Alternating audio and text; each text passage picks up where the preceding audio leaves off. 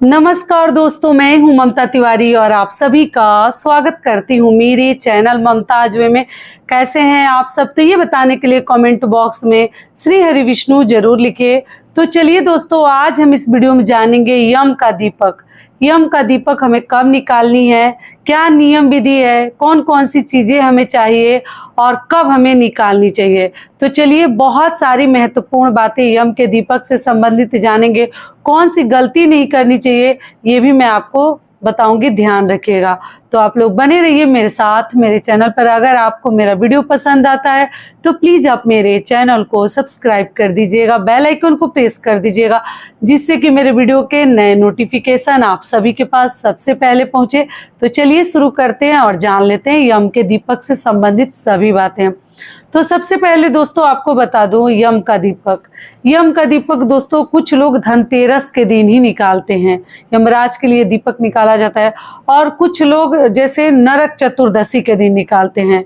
तो पहले तो आप अपने घर के नियम और परंपरा को देख लीजिए कि आपके यहाँ कब निकाला जाता है, क्योंकि धनतेरस इस वर्ष 2025 में 18 अक्टूबर को है। दिन है शनिवार, शनिवार के दिन धनतेरस पड़ा है और नरक चतुर्दशी है रविवार को, यानी कि 19 अक्टूबर दिन है रविवार। तो नरक चतुर्दशी के दिन हमारे घर में यम का दीपक निकालते हैं हम लोग। और जो लोग धनतेरस के दिन निकालते हैं वो अपना देख लेंगे, क्योंकि हम लोग दिवाली से एक दिन पहले छोटी दिवाली के दिन निकालते हैं, यानी कि नरक चतुर्दशी के दिन। ठीक है, तो आपको देखिए उसके लिए क्या क्या चाहिए। पहले तो नियम है कि आप लोग अपने घर में खा लीजिए, बना लीजिए, साफ सुथरा कर लीजिए, बर्तन वगैरह धो लीजिए। थोड़ा देर रात से ही निकाला जाता है। और उसके लिए देखिए अलग अलग घर के अलग अलग परंपराएं हैं, लोग अलग अलग तरीके से निकालते हैं। लेकिन हम लोग जैसे बालू जिसको कहते हैं, रेत, और पीले वाले सरसों के दाने और सरसों का तेल, या जो भी तेल आपके पास, तिल का भी ले सकते हैं, लेकिन सरसों का ले तो ज़्यादा बेहतर है। एक दिया, वो भी दिया पुराना चाहिए, कोरा दिया नहीं। कोरा दिया सबसे पहले हम लक्ष्मी जी को जलाते हैं, यम के लिए नहीं निकालते हैं।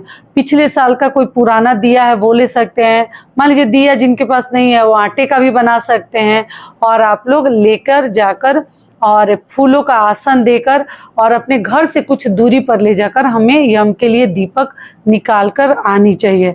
ठीक है, ध्यान क्या रखनी है कि देखिए घर में मतलब जो महिलाएं प्रेग्नेंट हैं उन्हें यम का दीपक नहीं निकालनी है। उनके घर परिवार के लोग निकाल सकते हैं, लेकिन वो कभी नहीं जाएंगे निकालने के लिए। इस बात का ध्यान रखिएगा। ऐसा नहीं कि ध्यान से निकल गया और हम चलेगा निकालने के लिए। तो यम का दीपक महिलाएं जो प्रेग्नेंट है गर्भावस्था में नहीं निकालनी चाहिए। दूसरी चीज़ क्या है कि अपने घर से थोड़ा सा दूरी पर हमें रख देनी है ले जाकर। और आप लोगों को जो भी रखने जाता है पीछे मुड़कर नहीं देखनी चाहिए, रख के आपको आ जानी चाहिए। और उसके बाद आके अपने घर में आप लोग सोइए, जगिए, जो भी कीजिए, लेकिन पीछे मुड़कर कोई कहीं से आवाज़ भी लगा रहा हो तो आप लोग पीछे मुड़कर मत देखिएगा। इस बात का ध्यान रखिएगा। आशा करती हूँ यम के दीपक से संबंधित सभी बातें दोस्तों आपको समझ में आ गई। और आप लोग दिया को फिर वापस घर में नहीं लाते हैं, वहीं पर छोड़ देते हैं। कुछ लोग जैसे मतलब सोचते हैं कि ऐसे पीतल वगैरह में मत जलाइएगा कि हमें वापस लेकर आना पड़े। जो यम के लिए निकालते हैं वो निकाल कर छोड़ देते हैं, तो आप लोग कभी उसको घर में वापस लेकर ना आए। ठीक है, तो वही सब चीज़ें आप लोग तेल में डाल दीजिएगा, बालू, सरसों और बाती, बस इतना ही हम लोग लेते हैं। और फूलों का आसन वगैरह दे देते हैं या चावल का, तो आप लोग देख लीजिएगा। बाकी बहुत सारे लोग बहुत कुछ करके मतलब निकालते हैं, तो उनके घर का वो नियम है। हम लोग तो इतना ही जो जानते हैं, जो हमारे में होता है वही मैं आपको बताऊंगी। तो आशा करती हूँ यम के दीपक से संबंधित सभी बातें आपको समझ में आ गई। और दोस्तों आटा का बना लीजिएगा, लेकिन कोरा दिया कभी मत लीजिएगा, कई बार समझा दी। और साथ में दोस्तों एक चीज़ और बता दूँ, देखिए आप लोगों को एक डाउट रहता है, दीदी दरिद्र कब घर से निकालनी चाहिए।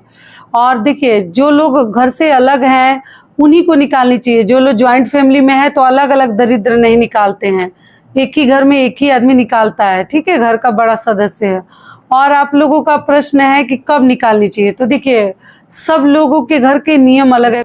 कुछ लोग गोवर्धन पूजा के दिन निकालते हैं, कुछ लोग भाई दूज पे निकालते हैं, सबका अलग अलग मानना है। लेकिन हम लोग जैसे आज दिवाली है, जैसे 20 अक्टूबर को दिवाली है, तो अगले दिन सूर्योदय से पहले भोर में जैसे हम सरगी खाते हैं ना, ठीक उसी प्रकार से भोर में उठकर हम लोग दरिद्र को निकाल देते हैं।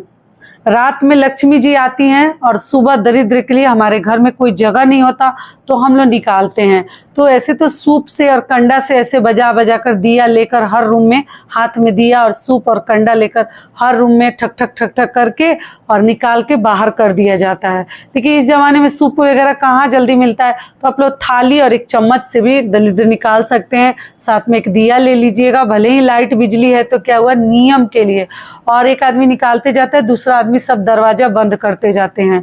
और निकालने के बाद दोस्तों जैसे घर की साफ सफाई हम करते हैं, बाल धोकर स्नान करते हैं, और जो हमारे रसोई में नमक रहता है ना, जो एक्स्ट्रा नमक रखे हैं वो नहीं, जिसमें से हम डेली प्रतिदिन यूज कर रहे हैं, वो नमक वाला बर्नी हम धो देते हैं, क्योंकि नमक को अशुद्ध माना जाता है जब दरिद्र को हम निकाल देते हैं। तो इसलिए जो डेली यूज करते हैं ना, उस डिब्बे में आप लोग कम ही नमक रखिए और उस डब्बे को हम धो देते हैं। धोने के साथ साथ मंदिर की साफ सफाई कर लेते हैं। आप लोग जैसे पूछ दीजिएगा भगवान को, घर द्वार अच्छे से साफ सफाई कर लीजिएगा, बाल धोकर स्नान कर लीजिएगा। तो इस प्रकार से हम दरिद्र को निकालते हैं। और जो अगर सूप से निकालते हैं, नया सूप वगैरह है, तो गोवर्धन पूजा में से जो गोबर आता है ना, वो सूप में लगा दिया जाता है और लगाकर तब उस सूप को हम शुद्ध कर लेते हैं, फेंकते नहीं हैं। तो आप लोग देख लीजिएगा, मुझे नहीं लग रहा है किसी को सूप मिलेगा बांस का। अगर मिल जाएगा तो गांव में अच्छे से लोगों को आराम से मिल जाएगा इजीली। तो आप लोग उस प्रकार से दरिद्र को निकालिएगा, खेदिएगा, खेदना भी बोलते हैं।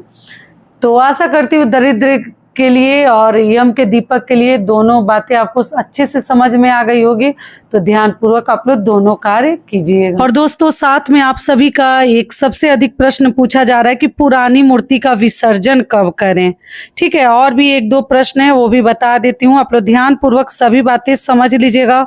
और दोस्तों आप लोगों का कंप्लेन है दीदी कमेंट का रिप्लाई नहीं दे रही है, तो मेरे बारे में भी एक बार जरूर सोचिएगा। बहुत ज़्यादा व्यस्त हूँ और मेरा बेटा भी आया है, तो आप लोग को मालूम ही है कि उसके साथ भी थोड़ा टाइम स्पेंड करना है। उसकी भी बहुत सारे ड्रेस वगैरह बड़ा करना है, छोटा करना है, ढीला करना है, मतलब उसी में लगी हूँ और थोड़ा बिजी हूँ, व्यस्त हूँ। तो सोचिए आप लोगों को अपनी बातें बता दूं कि आप लोग सभी कुछ मैं वीडियो में बता ही रहती हूँ। तो इसलिए आप लोग ये ऐसा ना सोचे समय ही नहीं मिल रहा, बिल्कुल भी कुछ ना कुछ, एक तो वीडियो भी बनाना रहता है, फिर इसका जो कार्य है खिलाओ पिलाओ उसमें समय लगता है।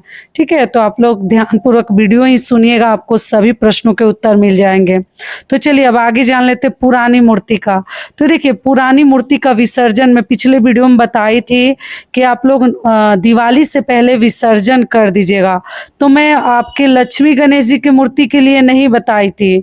आप लोगों में से ही बहुत सारी बहनों का प्रश्न आता है कि जो मूर्तियां खंडित हो गई हैं उनको रखे हैं, उनको कब विसर्जन करें, दिवाली की सफाई में क्या उनको विसर्जन कर सकते हैं। तो जी, जो आपके मंदिर की जो मूर्तियां खंडित हो गई हैं उनको आप लोग तत्काल आप लोग जैसे विसर्जन कर दें, रविवार मंगलवार छोड़कर, क्योंकि खंडित मूर्तियां और दिवाली की सफाई में हमें ये सब नहीं रखनी चाहिए। घर में फोटो प्रतिमा है उनको भी आप लोग पानी में भिगोकर और कहीं विसर्जन कर सकते हैं। फटा पुराना चीज़ें घर से निकाल देनी चाहिए। लेकिन जो पिछले साल के लक्ष्मी गणेश जी हैं उनका विसर्जन हमें दिवाली के बाद करनी है, दिवाली से पहले नहीं करनी। अगर वो खंडित हो गई है तब कर दीजिएगा, तब मत रखिएगा। लेकिन अगर वो सही कंडीशन में है तो दिवाली के बाद आपको विसर्जन करनी है। बातों को समझिएगा, ठीक है। उन्हीं की पूजा हम धनतेरस के दिन करेंगे।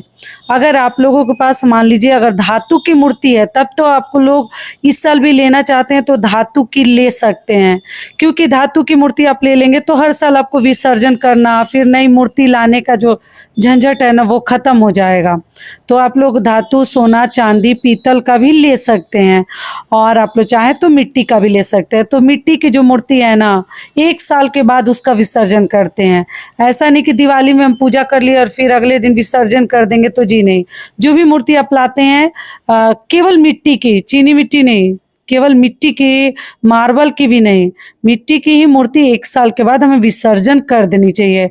तो आप लोग पिछले साल की जो पुरानी मूर्ति है उसको पहले आप लोग धनतेरस के दिन उनका पूजा पाठ कर लीजिएगा और दिवाली के दिन उनको हटाकर और नई मूर्ति की स्थापना कीजिएगा जहाँ भी पूजा कीजिएगा। और उन मूर्ति की उस दिन हम पूजा तो नहीं करेंगे, लेकिन वहाँ पर एक दिया जलाकर आप लोग रख सकते हैं कि साइड कर दीजिएगा, मंदिर से थोड़ा साइड में रख दीजिएगा। ठीक है, मूर्ति को लेकर, विसर्जन को लेकर सभी बातें आपको समझा दी। चलिए, कुछ आप लोगों के प्रश्न है, दीदी मोबाइल ले सकते हैं, नया मंदिर ले सकते हैं, नई गाड़ी ले सकते हैं? जी, सब कुछ आप लोग दिवाली पर नया ले सकते हैं। अगला प्रश्न है कि क्या कोरा साड़ी ही पहनकर हमें दिवाली की पूजा करनी चाहिए? तो जी नहीं, ऐसा कुछ नहीं है कि व्रत रख कर और कोरा साड़ी पहनकर ही हम दिवाली की पूजा करेंगे। आप पहनी धुली हुई साफ स्वच्छ साड़ी पहनकर भी पूजा कर सकते हैं और आप लोग कोरा पहनकर भी कर सकते हैं। व्रत रख के भी कर सकते हैं, बिना व्रत रखे शुद्ध सात्विक भोजन करके भी दिवाली की पूजा, धनतेरस की पूजा कर सकते हैं। आशा करती हूँ आप लोगों के प्रश्नों के उत्तर मैं दे दी हूँ। ध्यान पूर्वक आप लोग समझ लीजिएगा। और दोस्तों, कमेंट के लिए और रिप्लाई के लिए ज़्यादा आप लोग चिंता में मत रहिएगा कि दीदी क्यों नहीं दे रही है, थोड़ा सा व्यस्त हूँ, मेरी भी मजबूरी आप लोग ज़रूर समझिएगा। ठीक है, तो ये वीडियो मेरा यहीं तक का था। फिर मिलती हूँ एक नए वीडियो में, तब तक के लिए नमस्कार। स्वस्थ रहिए, सुरक्षित रहिए और जहाँ कहीं भी रहिए खूब खुश रहिए। धन्यवाद।